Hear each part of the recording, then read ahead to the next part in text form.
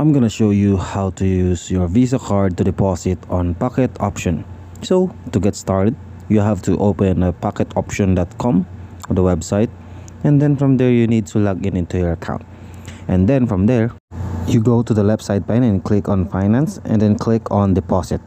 And then once you're in deposit, it will load up and will redirect you to the next page where you deposit your account. So from here, you need to wait to load up, and then from here you just have to scroll down and select the Visa, MasterCard, or USD dollars.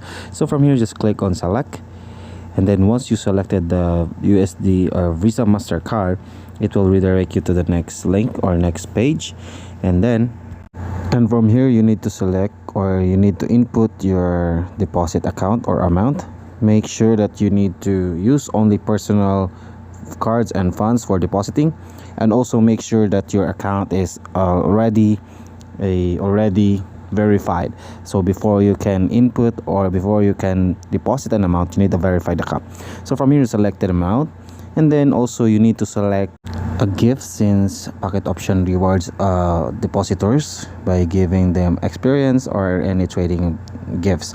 So from there, you just have to input all the necessary amount, and then once you're done with that, you will be redirected to the setting up your payment process.